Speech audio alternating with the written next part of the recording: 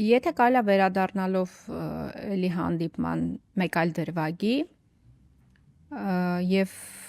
ինչա քանի որ դրան հաջորդում իշխանությունների կողմից, որ ինչ է վաճառում ժողովրդի վրա, որ մենք ինքնիշխաններ ենք, ամենաշատը այդ թեզը փորձում էին ամրացնել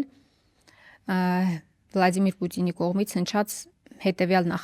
նախադասության համատեքստում, որ Հայաստանում կան, այսպես ասած, ռուսամետ ուժեր, նրանցից մեկի ղեկավարը նաև գտնվում է կալանքի տակ եւ լավ կլինի, որ նրանք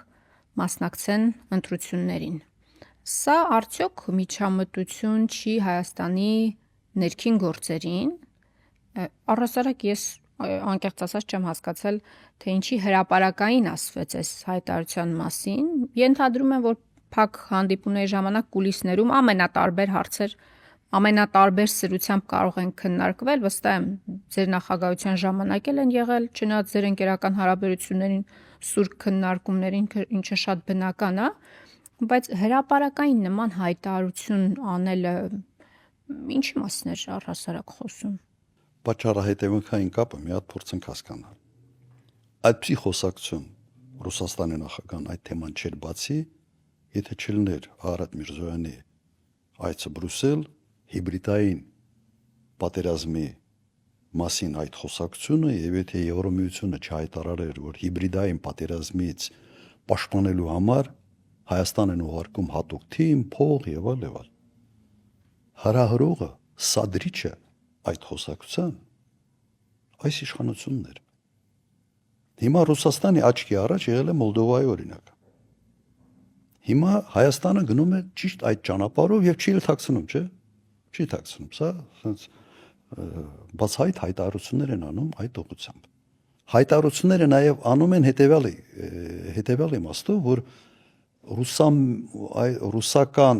կամ ռուսամետ ուժեր են իրենք որակում ինչ որ ուժեր իրենց մասնակցությունը արգելելու համար։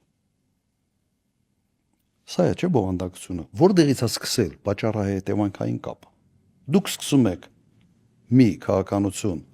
չեզոքացնելու համար այն կուսակցություններին կամ քաղաքական միավորներին, որոնք համարում են, որ Ռուսաստանի հետ պետք է ամրացնել հարաբերությունները։ Ռուսաստանի նախագահը ասաց ինչն է։ Ինչպես ժողովուրդը կարող է ազդել արտաքին քաղաքականության վրա։ Միայն ընտրությունների ճանապարհով։ Ռուսաստանի նախագահի ասածը հետևյալն է. հնարավորություն տվեք հայ ժողովրդին ընտրության ճանապարհով ընտրել այն իշխանությանը, որը միգուցե ընտրություն կատարել, թե ինքը ուր է ուզում գնալ։ Ուզում է Ռուսաստանի հետ լավ հարաբերություններ պահպանել, թե չի ուզում։ Դու եթե արգելում ես այդ կուսակցությունների մասնակցությունը, դու ընդհանրապես ժողովրդին զրկում ես արտաքին քաղաքականության ազդելու հնարավորությունից։ Այս անկյանտակը որոշման հարցը։ Այս հարցը ուրիշ ձևի ոնց ազդի, օրինակ ժողովուրդը ոնց ազդի, օրինակ արտգործնախարարի վրա։ Ազդելու լծակ չունի ժողովուրդը։ Հիմա իրենք ընտրել են այս ճանապարհը, ժողովրդավարությունը ինչ է ենթադրում, որ ընտրությունների ճանապարհով ընտրվում է մի իշխանություն, որը այդ 5 տարվա համար իրականացնում է արտաքին քաղաքականությունը, ճիշտ է։ Ռուսաստանի նախագահը ասում է այդ հնարավորությունը ժողովրդին տվեք, եթե դուք ձեզ համարում եք ժողովրդավարական երկիր, թող ժողովուրդը որոշի։ Եթե ժողովուրդը որոշի, այդ հնարավորությունը տաս, ժողովուրդը որոշի, ասենց ձայնը տալ մի կուսակցության, որ ընդհանրապես կխզի հարաբերությունները Ռուսաստանի, ընդունում ենք դա, այդ դեպքում մենք համարենք դա ժողովրդի որոշում։ Կհարգենք այդ որոշումը, բայց դուք արգելքներով եք դա շարժվում։ Հասկացաք, չէ՞, դա սա է ասել Ռուսաստանի նախագահը։ Սա միջամտություն է ներքին գործերին։ Հետաքրքիր է, որ երբ որ եվրոպացիներից փող են ուզում, դիտորդներ են ուզում, տարբեր հայտարարություններ են ակնկալում, դա միջամտություն չի ներքին գործերին։ Բայց երբ որ որևէ այլ երկրի ղեկավար որևէ բան ասում, դա միջամտություն է։ Դրա համար եմ ասում, պատճառահետևանքային կապը երկակի ստանդարտները։ Անդեղից սկսել են Ռուսաստանը լինելով գերպետություն, ունի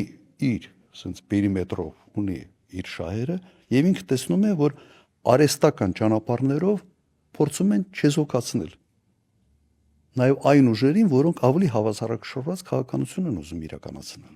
Եթե դու հայամետ ես, Եթե դու մտածում ես Հայաստանի Հանրապետության մասին եւ հայ ժողովրդի մասին, դու չպետք է քայլեր անես, որոնք հարված ետակ են դնում հայ ժողովուրդը։ Ինձ թվում է անկյունակար է այս հարցի էտա, որ դասը որն է, երբ մենք ասում ենք Հայաստանը պետք է բախումների թաթերաբեմի վերածել, նաև այս դրա հետ ենք, չէ՞։ Երբ որ դու գնում ես մեկին ասում ես արի միջամտի իմ ներքին գործերի աշխարհակահաղական մի կենտրոնի, բնական է որ այն մի կենտրոնն էլ ասել է, բայց ես ինչի չմիջամտեմ։ Ու եթե իրականում ինչ է, Եվրոպան ունի իր թեկնածուն, Ադրբեջանը, Թուրքիան ունի իր սրտի թեկնածուն, Ռուսաստանը մտածում է ես ինչի չունենամ իմ թեկնածուն։ Այսինքն սա է վիճակը, ինչի ենք մենք ստեղ եկել։ Դու գնացել ես մեկին հրավիրել ես քո ներքին կյանք, այն մնացած ասել են, բա մենք ինչի դուրս մնացինք այս ամեն ինչից։ Իմ կարծիքը պետք է բոլոր կողմերը եվրոպացիք հետ քաշվեն, հենց եվրոպացիք այդ process-ից հետ քաշվեն։ Ռուսաստանը ինքն է հետ քաշվելու, որտեղ Ռուսաստանը ես չեմ հիշում որ երբևէ նման կարգի հայտարարություն անել։ Սա է անկյունակարը, որ ո՞նց ենք ստեղ ասել։ Հիմա անկյունակարը հենց պատճառահետևանքային կապն է։ Իրենք հրահրել են իմիջիալոց այս իշխանություն գնաց եվրոպացիներից օգնություն խնդրեց։ Նախաձեռնությունը եվրոպացիներին չէր։ Երևի գնացել են, ասել են, Ռուսաստանը չգիտեմ ինչ է անում, եվրոպացիներին ներքաշեցին այդ process-ի մեջ, եվրոպացիներին ներքաշելը ավտոմատ բերում է Ռուսաստանի ներքաշմանը։ Մեզ դա պետք է, երկը պետք չի։ Օրինակ ես կողմնակից եմ, որ նրանք էլ հետ քաշվեն, Ռուսաստանը էլ հետ քաշվի, Ադրբեջանն էլ հանգիստ թողեն արգումենտներով, այսպես ասենք, քաղաքական ուժերը պայքարեն քվենների համար, եւ თუ հայ ժողովուրդը որոշի։ Եթե հայ ժողովուրդը որոշի, որ այս հսկայական տնտեսական ձեռքբերումները եւ տնտեսական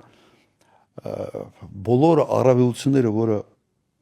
ունի Հայաստանը Ռուսաստանի հետ հարաբերություններում, եթե դա հայ ժողովրդի հետ կարևոր չի հայ ժողովրդի համար, ուրեմն թող ընտրեն այլ զարգացման ճանապարհ, բայց այդ հնարավորությունը տալ առանց միջամտության։ Ի վերջո մենք երկար կարանք բանավիճենք ովքեր են ռուսամետները, արևմտամետերը, բայց ինձ թվում է մի բան հստակ է, որ Թուրքիայի ու Ադրբեջանի սրտի թեկնածուն այս ընտրություններում ԿՊ-ն է, էլի, Եվ բաց ասում են դրա մասին։ հայտարարում են, ինձ թվում Իմ հարաբերությունները Ալիևն էլ է մասնակցում։ Իմ հարաբերությունները Եվրոմիության հետ շատ լավ են։ Երբեք հակառուսականության խնդրեմ իրենք չեն դրել, երբեք։ Ես շատ լավ հարաբերություններ եմ ունեցել առաջնորդների հետ։ Շատ բան փոխվել նաև Եվրոպայում։ Չի եղել այդպիսի բան, երկընտրանքի առաջ երբեք չեն դրել։ Չի եղել որևէ դեպք, երբ որ իմ հետ օրինակ իմ հարաբերություններում Ռուսաստանի նախագահի հետ, մեզ ինչ որ ասեն, բայց Եվրոպայի հետ ինչի եք։